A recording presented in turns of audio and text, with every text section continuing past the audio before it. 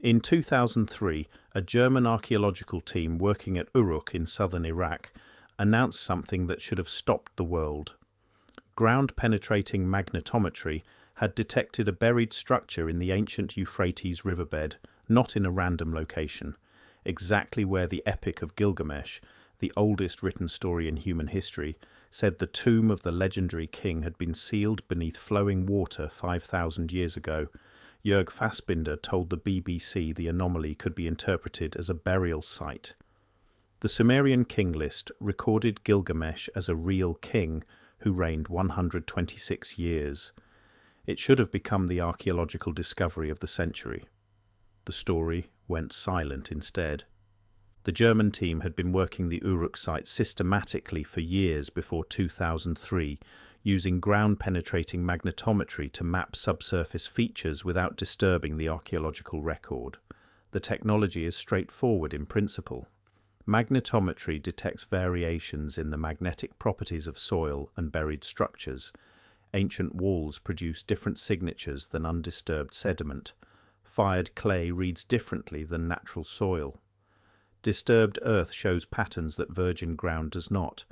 The result is a precise, non-invasive map of what lies beneath the surface before a single shovel breaks ground.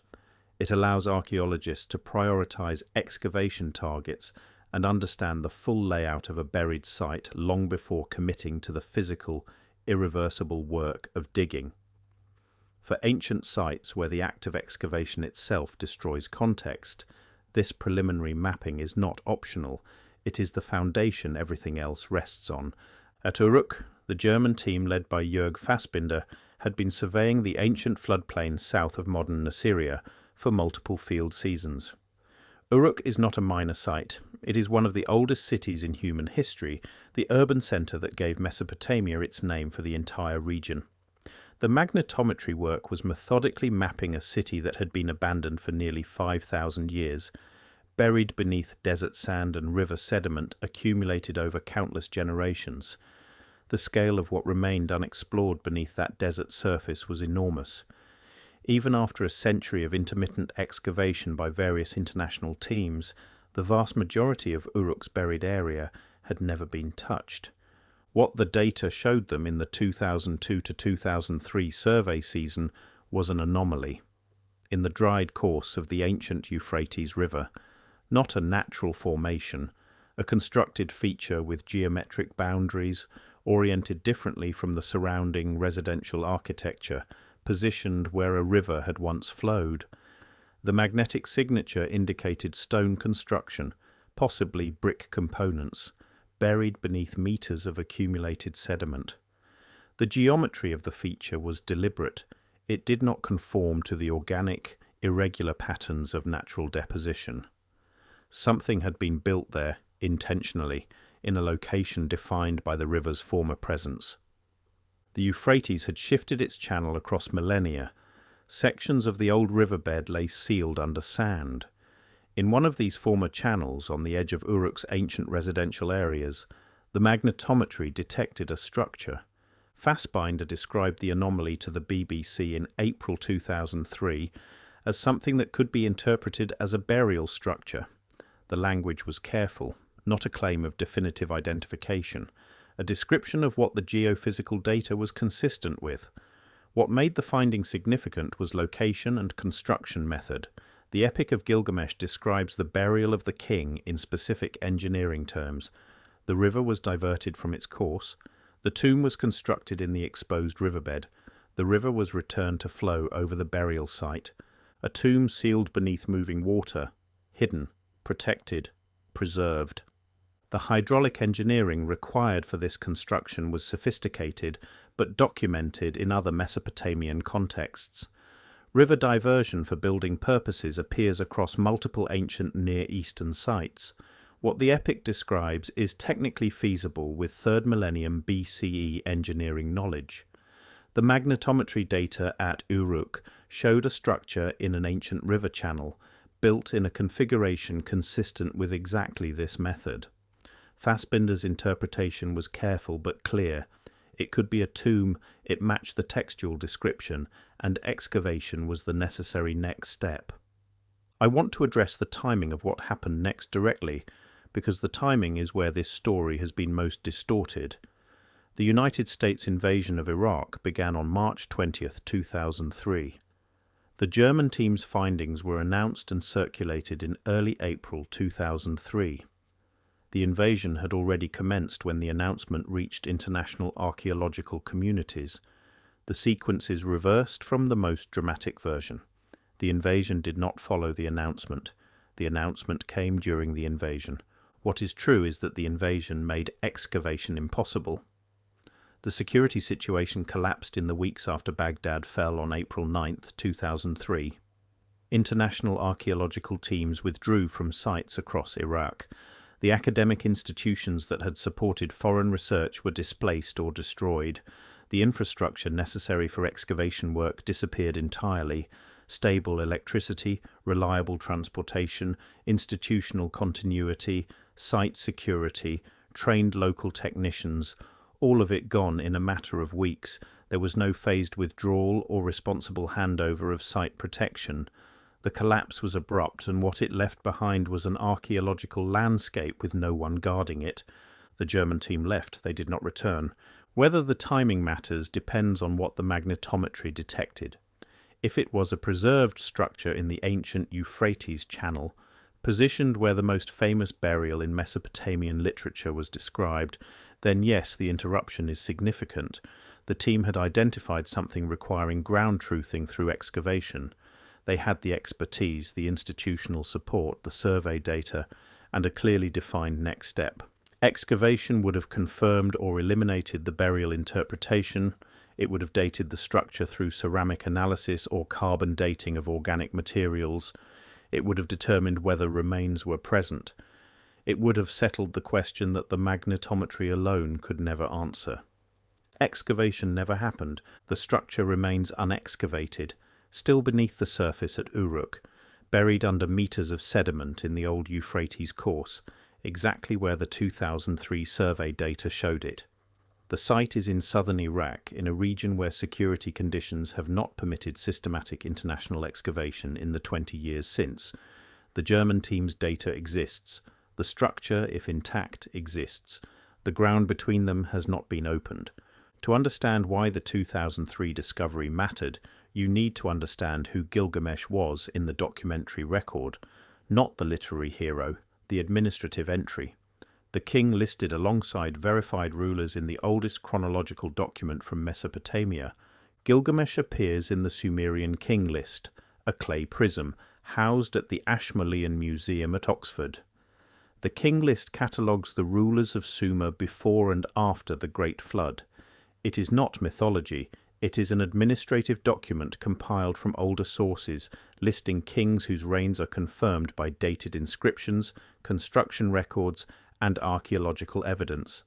The list also includes rulers with impossible reign lengths and divine parentage.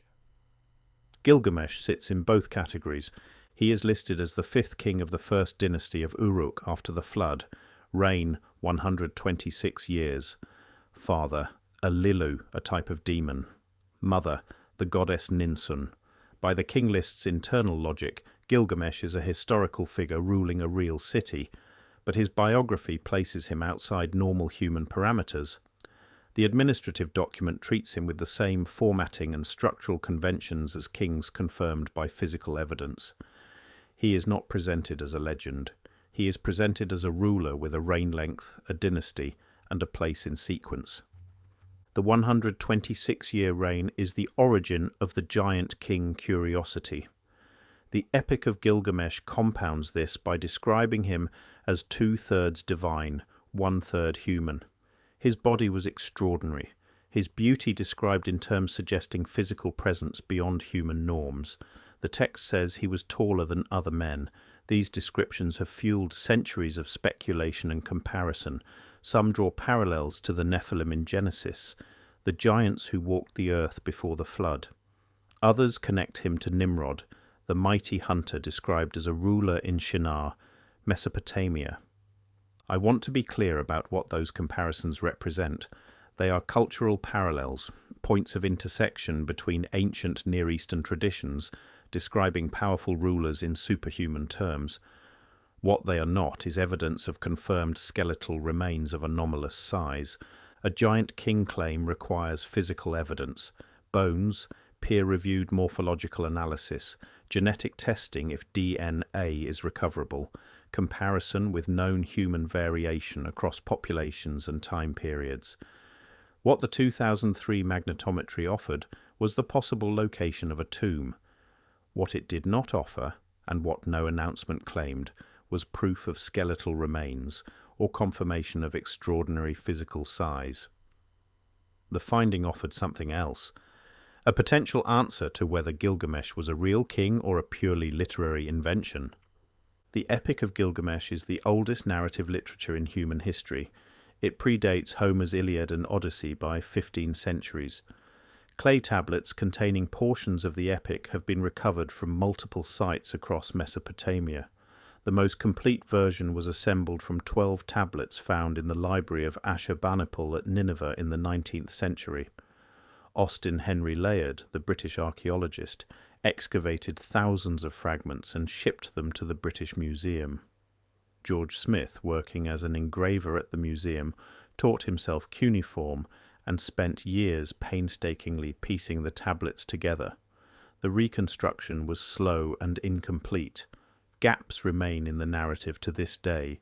What Smith recovered was enough to recognize the story's structure, its characters, its emotional arc, and its flood episode. In 1872, Smith read a passage he recognized immediately, a flood story. A survivor who built a boat, released birds to find land, came to rest on a mountain after the waters receded.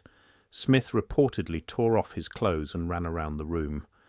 What he had found was evidence that the narrative foundation of Western religion had an older Mesopotamian source. The Epic of Gilgamesh did not borrow from Genesis. Genesis borrowed from Mesopotamia. Through a long chain of textual transmission and cultural exchange, the flood story travelled from the river valleys of ancient Iraq to the Hebrew Bible. The Sumerian version was older. The flood survivor in the Akkadian epic is Utnapishtim. In the older Sumerian texts, Ziusudra. Noah is their descendant in a literary genealogy that runs from Mesopotamia to the foundation of Western civilization. But the flood story is one episode. The Epic of Gilgamesh is primarily about a king, his friendship with Enkidu, Enkidu's death, Gilgamesh's desperate journey to find immortality, his failure at the moment he comes closest to achieving it, his return to Uruk, and it is in the epic that the burial tradition is described with engineering specificity. The river was diverted, the tomb was constructed in the dry riverbed, the river was restored to its course, the burial place was sealed beneath flowing water, hidden and protected by the Euphrates itself. The description is not vague, it is procedural. It reads like an account written by someone who understood the engineering involved. If the structure detected in 2003 was that tomb, excavation would not have answered whether Gilgamesh was a giant. Skeletal analysis might have, if remains were present and intact. What excavation would have answered is whether Gilgamesh was real, whether a king described in the administrative record and immortalized in the oldest story was a historical figure whose physical remains were preserved where tradition said they would be. That shifts Gilgamesh from pure mythology into the category of documented rulers confirmed by archaeology. Other kings from the Sumerian King List have been verified this way, their names in the list, their tombs or records found.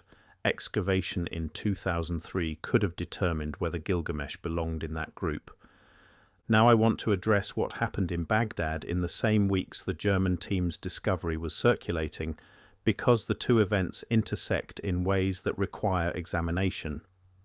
The Iraq Museum in Baghdad held approximately 170,000 objects at the time of the invasion, one of the most significant collections of Mesopotamian antiquity in the world, objects spanning 10,000 years of human civilization in the region, Neolithic settlements to Babylonian administrative archives. Among the holdings were artifacts that had never been fully studied or catalogued. Their significance was known to specialists, their content had not been exhaustively examined. In the days following the fall of Baghdad on April 9, 2003, the museum was looted.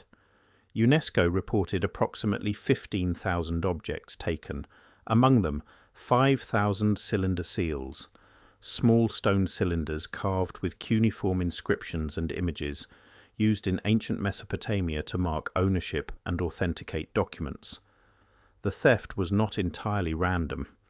Investigators documented patterns.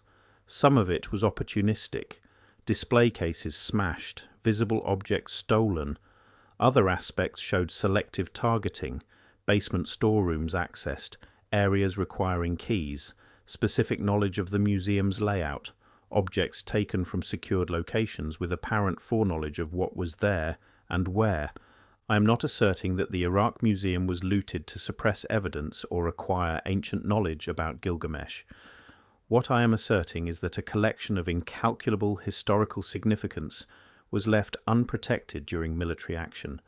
The theft that followed showed signs of organization alongside opportunistic looting. The materials taken have not been fully recovered. Among the objects in that museum, fragments of King List tablets, administrative documents from Sumerian periods not yet completely studied, materials from foundation deposits of ancient Mesopotamian buildings whose contents had not been exhaustively catalogued, objects that could have provided comparative context for understanding burial traditions, royal succession, and the historical basis for figures described in epics. Some of those objects will never be recovered. Some have passed through the black market into private collections where scholarly access is impossible. Their loss is permanent, the timing is documented. The museum was looted in the same weeks the Uruk magnetometry announcement circulated in archaeological communities. The security collapse that made the museum vulnerable was the same collapse that made excavation at Uruk impossible. Iraqi academic infrastructure scattered, international teams withdrew, site protection disappeared. The Uruk site, partially excavated over a century but still largely unexplored, became inaccessible to the systematic work the German findings required. Was the structure the magnetometry detected in 2003 actually the tomb of Gilgamesh? The team believed it was consistent enough with the textual description to warrant excavation. They never confirmed it. Was Gilgamesh a giant?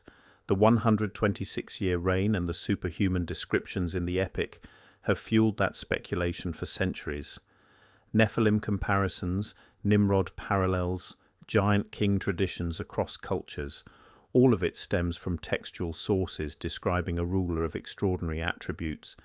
But giant king claims require physical evidence, skeletal remains, DNA analysis, morphological studies, peer-reviewed comparison with known human variation. What the 2003 discovery offered was the possible location of a tomb, not proof of anomalous remains. What was specifically targeted when the Iraq Museum was looted? The investigation established that some portion was organized and selective. What was selected and why remains unresolved. What is certain is this: the Sumerian King List documents Gilgamesh as the fifth king of the first dynasty of Uruk, reign 126 years. The same document lists other kings confirmed by archaeology. The Epic of Gilgamesh describes his burial in engineering terms: a tomb sealed beneath the diverted Euphrates. In 2003, German magnetometry detected a structure in the ancient Euphrates channel at Uruk, positioned where the tradition said it would be. Jörg Fassbinder described it as consistent with a burial structure. Excavation was the necessary next step. What is unknown is everything excavation would have determined: whether the structure was a tomb, whether it contained remains, whether those remains, if present, would confirm a historical king or answer questions about physical attributes described in ancient texts, whether DNA could be recovered, whether the discovery would shift Gilgamesh from literary legend to documented historical figure. The story should have become one of the major archaeological investigations of the early 21st century. Discovery announced, site identified, international team ready. Instead, it went silent, not resolved, not debunked, interrupted and abandoned. The German team's data exists. The structure, if intact, remains buried beneath meters of sediment in southern Iraq. Security conditions have not permitted excavation resumption in 20 years. The giant king legend never got its final answer. The tomb question was never settled. The oldest story ever written describes a king who knew secret things, who travelled to the ends of the earth, who returned to Uruk and sealed his knowledge in the city's foundations. In 2003, we found what might have been his burial place, exactly where the tradition said. We never opened it, we never confirmed what was there. Either Gilgamesh's tomb is still sealed under the Iraqi desert, or it was never his tomb at all. The story archaeology never closed.